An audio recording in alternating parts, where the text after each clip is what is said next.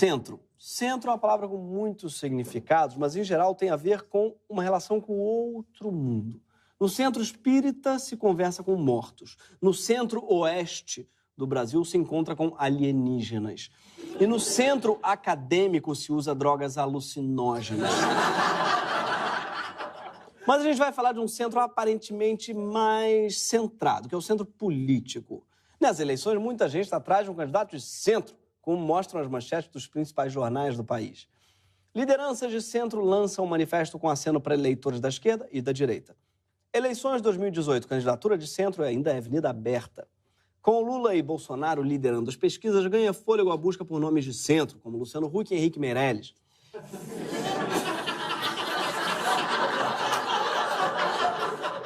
Essa é a piada.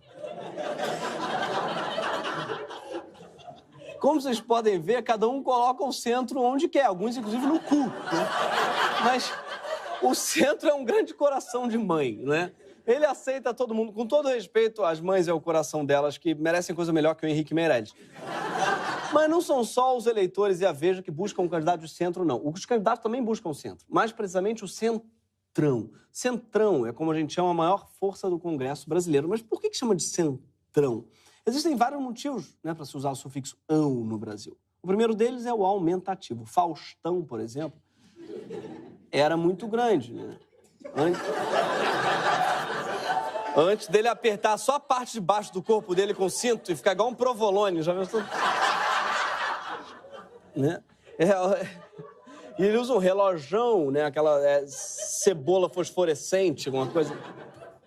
E apresenta o Domingão, que não é maior, né, que os outros domingos, Domingão, mas confere ao domingo a aparência de ser interminável.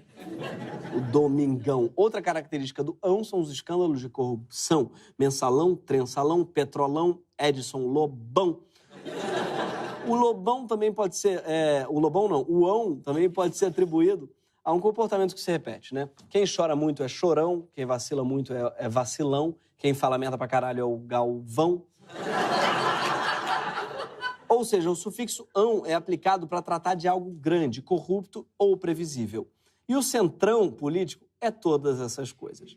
Ele não é um centro ideológico. O núcleo duro do centrão é formado por uma bancada com políticos do DEM, PP, PRB e Solidariedade. Separados, eles não mudam nada, mas juntos eles valem muito. Para ser mais exato, eles valem 1 minuto e 50 de rádio e TV, né, no candidato que eles decidirem apoiar. Parece pouco, mas pensa que a Marina Silva tem 10 segundos. Que vai ser bem difícil para ela, porque 10 segundos é o tempo que ela demora entre uma palavra e outra. Aliás, a Marina só tem 10 segundos, é importante dizer, exatamente porque ela talvez seja a única aí que não esteja fazendo o que todos os candidatos estão querendo, que é um acordo com o Centrão. Só na última semana a gente leu essas notícias. Alckmin se fortalece em negociações por apoio do Centrão. Ciro tenta mostrar flexibilidade em discurso para atrair o apoio do Centrão. Eu fico imaginando o Ciro mostrando flexibilidade, tipo assim. Eu acho preocupante, aliás, esse fetiche do Centrão com flexibilidade, né? Mostrando que o que eles estão planejando é alguma sacanagem, com certeza. Mas, para além de tempo na TV, o que os pré-candidatos querem mesmo é garantir que, quando estiverem no governo, vão conseguir aprovar medidas. Nas últimas eleições, a possível falta de uma boa relação com o Centrão foi uma das formas que o PT encontrou para atacar a candidatura dela, da Marina Silva. Marina Silva tem hoje 33 deputados. Sabe de quantos ela precisaria para aprovar um simples projeto de lei? No mínimo 129. 2 vezes na nossa história, o Brasil elegeu salvadores da pátria, chefes do partido do eu sozinho. E a gente sabe como isso acabou. Karma é uma merda, hein, PT? Pois é. A resposta da Marina parece que foi: acredito em Deus, faço ele de escudo. Late mais alto que daqui eu não te escuto. Aqui do Acre, inclusive, quase nem dá pra te ver. É claro que é difícil convencer 129 deputados a te apoiarem. Sim, porque no Brasil não basta convencer eles a votarem nos seus projetos, você precisa convencer eles a sair de casa para trabalhar. E o que o Centrão faz? Ele hoje oferece 145 votos em bloco, no mínimo. E só com o núcleo duro do Centrão, que já é um núcleo duro grande, é um nucleão. Um núcleo durão talvez. Mas alguns analistas políticos incluem no Centrão ainda o PR, o PSC, o PSD e outras siglas que você nunca ouviu falar, como o PSL, o PRP, o PSDC, o PHS, o PMN, o PRD, o PTC, o PEN, o PRTB e o PPL. Tanta sigla que tem uma aí que eu inventei e você não percebeu. Então fica o desafio para você de casa. Encontre qual desses partidos não é um partido de verdade. Vou dar um spoiler. De alguma maneira, todos. Nenhum é exatamente de verdade não. É assim que, dependendo da votação, o Centrão pode chegar até 301 deputados. Basta ele se aliar com o partido que costuma mandar nele, que é o PMDB. É por isso que o Centrão pode fazer um estrago bem grande, porque ainda que eles não tenham ideologia, eles são radicais. Mas não radicais de esquerda ou de direita, eles são radicais do fisiologismo. Ah, eles são tipo Marcos Mion? Não. Ele é radical do fisiculturismo. Fisiologismo é o conjunto de práticas para defender os seus próprios interesses em detrimento do bem comum. Vamos supor que o Mion virasse deputado e dependesse o fim dos impostos sobre o whey protein. Ele seria um fisiculturista fisiológico. O deputado Vladimir Costa é exemplar para a gente entender como é que funciona o fisiologismo. Ele explica tudo muito bem nessa entrevista aí para o jornal O Globo. É óbvio que após a reunião a gente vem com aquela história. Mas, presidente, eu gostaria de trazer essas demandas do Estado, do município tal, do governo do Estado, e a gente aproveita o barco e pede. Essa é a obrigação do parlamentar. Eu adoro a franqueza, mas eu também adoro a voz de miguxo que ele faz. A gente pede. Que não quiser dar, não dá. Desliga você primeiro. Parece que ela falando com o namorado no telefone, né? Além de pedir apoio, ele também pede uns carguinhos. Me der alguns cargos, eu quero indicar. Já tenho até os nomes, já estou até com os currículos no gabinete. Tomara que ele assista a reportagem, que ele leia essa reportagem. Diga, vou me lembrar do Vlad, que tem lá ecoado a sua voz em nosso favor e me dá umas indicações importantes lá pro Estado. Quem resistiria a essa jogadinha de cabeça, né? E o que o Vlad oferece em troca? Uma defesa incondicional do governo Temer. O Temer não vai dar dinheiro não para Cuba. O Temer não vai apoiar uma série de safadeza, porque é um governo decente. E vocês não têm moral para falar de deputado da base do Temer, para falar de ministro do Temer. Vocês precisam lavar as bocarras com soda cáustica. Detalhe que ele fala solda cáustica. Que é foda, lavar a boca com solda cáustica, irmão. Deve doer pra caralho. Mas enfim, lembra um pouco o Huawei de Petrópolis. Lembra do Huawei? Faltou lamber a faca só, botar pra lamber. Botar os bezerrinhos pra mamar. Ele é o mesmo deputado, pra quem não lembra, que tatuou Temer no ombro. Mas depois descobriram que era de rena. Ou como diz o pagode, não era amor, era de rena. O Temer, no caso, não precisou nem ser cobrado pelos cargos, porque o Temer já é PhD nessa prática, ele já saiu oferecendo 1 bilhão em emendas, e 1 bilhão é o valor mesmo, não é tipo um chute para falar muitas coisas. 1 bilhão de reais em emendas para a Câmara dos Deputados apoiarem ele. E é o Centrão ostentação, que está cada vez mais insaciável. Ou, como diz essa manchete, após salvar Temer, Centrão quer ser centrãozão. E daqui a pouco vem o centrãozão, e daqui a pouco vai ter o escândalo do centrãozalão. Isso precisa parar, gente, é tipo Velozes e Furiosos, já deu. A formação do Centrão vem de 88. Na época da Constituinte, o Centrão já tentava impedir os avanços da nova Constituição.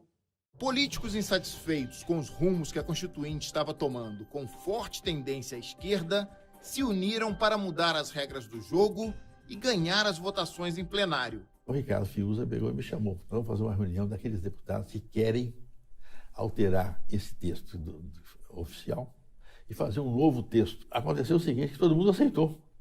E que então nós criamos o chamado Centrão.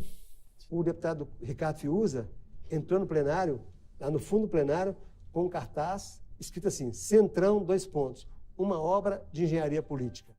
O Centrão é bem mais velho do que parece, mas ainda assim parece que não vai morrer tão cedo, né? Tipo a Glória Maria.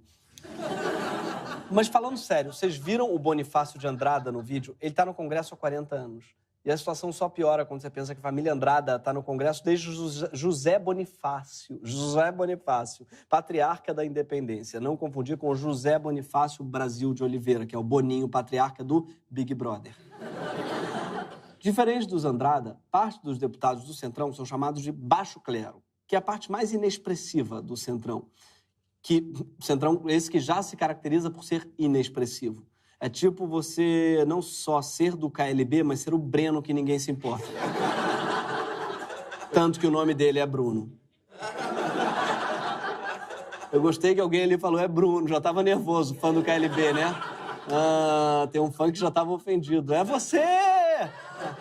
A sorte do baixo clero virou em 2005, quando eles conseguiram eleger um dos seus pares, Severino Cavalcante, para a presidência da Câmara. Para quem não lembra, esse é o Severino Cavalcante respondendo a uma pergunta sobre quais as prioridades do Congresso. Temos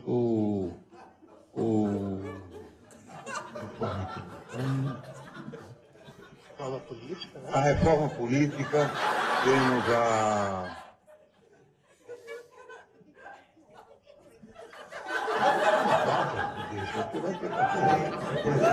tudo bem.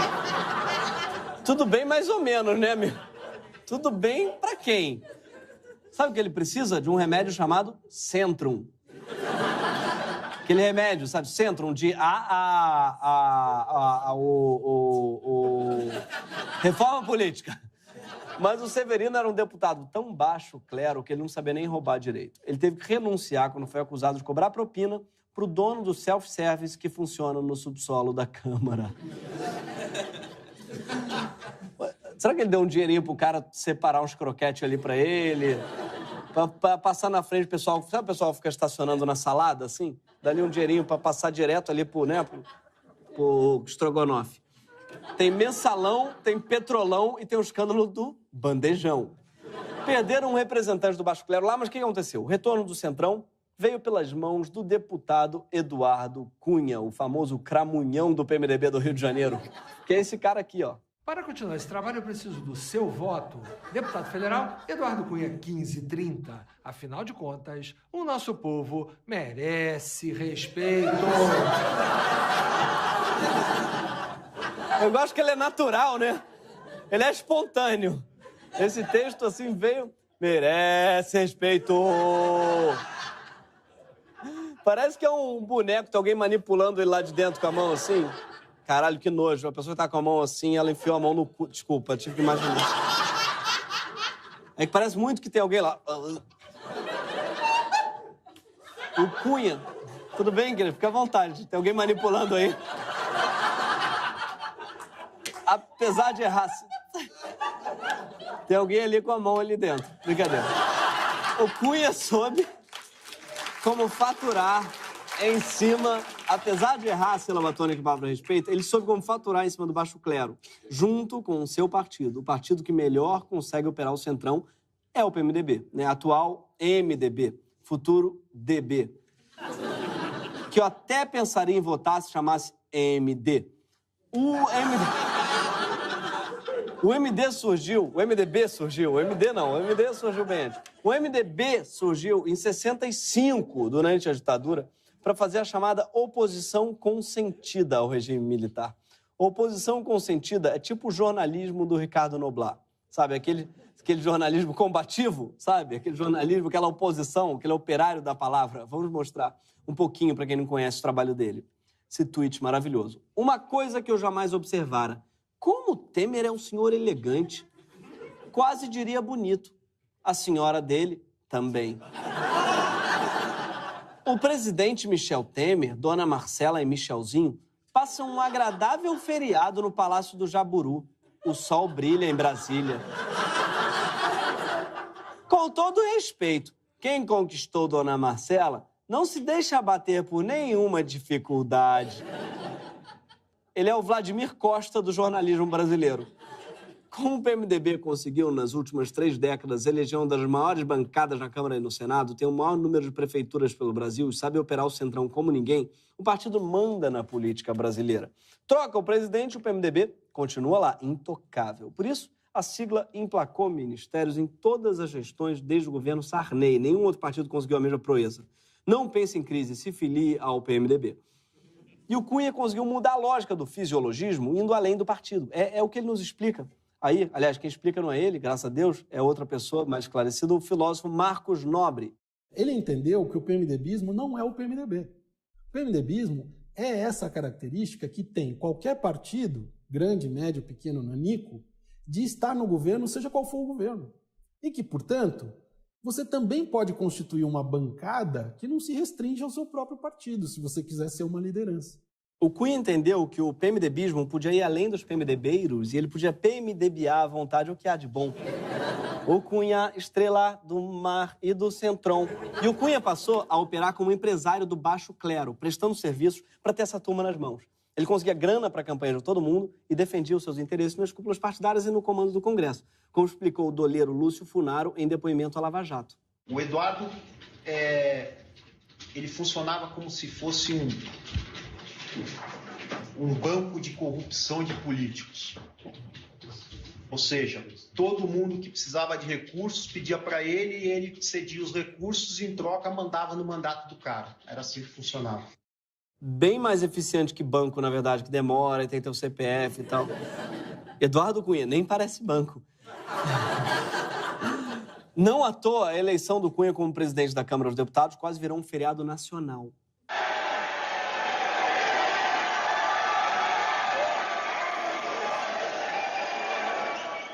Eduardo Cunha, primeiro turno, Antônio Carlos Silva, 267 para Eduardo Cunha, 136 para Arlindo Quinalha, 100 para Júlio Delgado e 8 para Chico Alencar, do PSOL.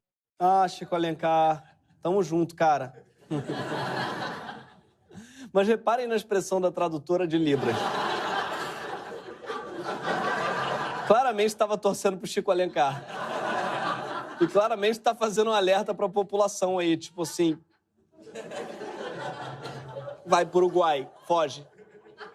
Agora fudeu, a partir de agora é ladeira abaixo. O auge do trabalho do Cunha foi justamente o golpe impeachment, quando o Brasil, talvez pela primeira vez, pôde apreciar todo o talento do Centrão. Sim, eles que sempre agiram no subterrâneo fizeram seu primeiro show de calouros e foi inesquecível. Pela família quadrangular e evangélica em todo o Brasil. Eu voto sim. Feliz aniversário, Ana, minha neta!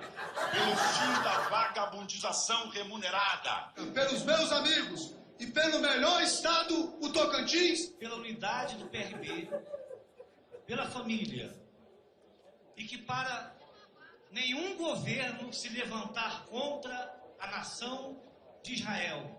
Pela minha filha Manuela, que vai nascer. Pela minha sobrinha Helena. Pelo futuro de todas as crianças e jovens do nosso país. Por todos os corretores de seguros do Brasil, em especial por todo o povo goiano, eu voto sim! Viva o Brasil! Teve homenagens a coisas que nunca foram homenageadas antes, como os corretores de seguro e o Tocantins. Os corretores de seguro, aliás, são o Tocantins das profissões. Todo mundo sempre soube que a Câmara era podre, mas o pessoal preferia não ter visto como é que funcionava, sabe, o impeachment. É tipo vídeo de abatedouro, que a pessoa quer comer carne, mas não quer saber de onde ela vem, só não me mostra. Sabe, eu fico imaginando a pessoa pedindo, oi, eu queria um impeachment, mas pelo amor de Deus, só não me diz como é que vai ser feito, tá? Esse vídeo, aliás, tinha que ter aquela introdução, você nunca mais vai votar depois de ver esse vídeo. Em 2014, 2 semanas antes das eleições, 70% dos eleitores ainda não tinham escolhido o candidato a deputado federal. E hoje, quase 80% já não se lembram em quem votou para o Congresso. É, por isso que dá nisso. O pessoal trata a eleição tipo declaração de imposto de renda. Deixa para a última hora, chuta lá os números e manda. Não? Só eu que faço assim? Não é assim que faz não, gente. Né? Põe lá os números aleatórios e vê se bate, vê se aceitam. É por essas e outras que hoje a maior bancada do Congresso é a bancada dos parentes. Você pode não ter ouvido falar dela, mas ela existe mesmo. No Senado, mais de 72% dos parlamentares têm ou tiveram familiares com mandatos políticos. Na Câmara dos Deputados, pelo menos 62% deles são de famílias de políticos. Todo mundo é parente, todo mundo fica fudendo uns aos outros. É tipo a casa Lannister.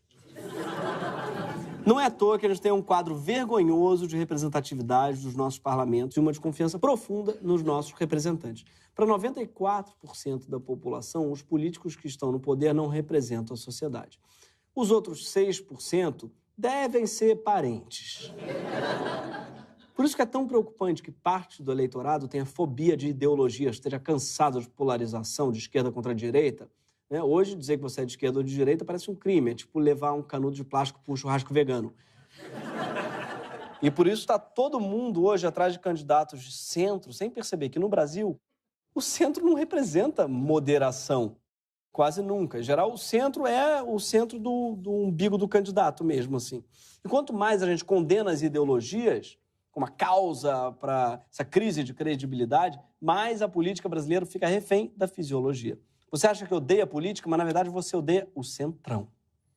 A gente só pensa em quem vai votar para presidente ou governador, e aí depois não adianta nada, porque esses caras aí não deixam o presidente ou o governador fazerem o que a gente colocou eles lá para fazer, e a gente nem lembra mais em quem votou para deputado. O Brasil não precisa superar o radicalismo, ele precisa superar o centrão. E só dá para fazer isso elegendo mais gente com ideologia, seja ela qual for, gente radical em suas convicções. Gente, sabe, que aprova um governo porque acredita nele, não porque ganhou mais 3 cargos que pediu. Eu peço mesmo. Porque, na verdade, ideologia é um norte. Ela marca quais são os seus ideais. E ela deixa claro para o representante eleito como é que ele deve votar. Se ele tem o mesmo ideal que você, provavelmente ele vai te representar quando surgir um debate novo. Por isso, nessas eleições, procure um candidato ideológico e não fisiológico. Isso vai melhorar muito o Congresso. Mas não só o Congresso, mas também o horário eleitoral. Com vocês, o horário eleitoral, como a gente gostaria que fosse, ideológico. Pelos valores de Lenin até abril de 17, jamais a partir de maio. Centralismo democrático na veia. Vote Paulinho leninista de abril. Deus é pai, mas a terra é mãe. Só que a terra existe, enquanto Deus sumiu igual todos os pais. Vote Marta ecofeminista. Feminista sim, verde sempre. A gente bem que tentou, mas a democracia não funcionou. Por um Brasil imperial e feudalista. Ricardinho de Orleans e Bragança. Liberal de raiz é liberal total. Pela liberdade do mercado, do seu cu também. Riqueza para as nações e diversão para você. Vote Locke do Grajaú. Você já viu uma baleia de direita? Uma onça comunista? Nunca viu, porque isso é coisa de ser humano. Contra a sua família e contra a minha também, por uma epidemia fatal que erradique todos os brasileiros do país. Vote Bruninho Apocalipse 0666. Em nome de Noam Chomsky, contra o Estado, as eleições da democracia burguesa, vote Arnaldo Bakunin. Se eleito, eu prometo renunciar. Só através do voto, vou poder jogar seu voto fora. Arnaldo Bakunin, em 2018, não vote nulo. Vote em mim que eu anulo.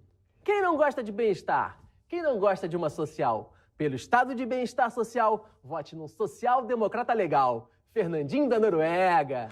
Muito obrigado a todos vocês, que foram maravilhosos. Esse foi o Greg News, toda sexta-feira, às 10 horas da noite, na HBO.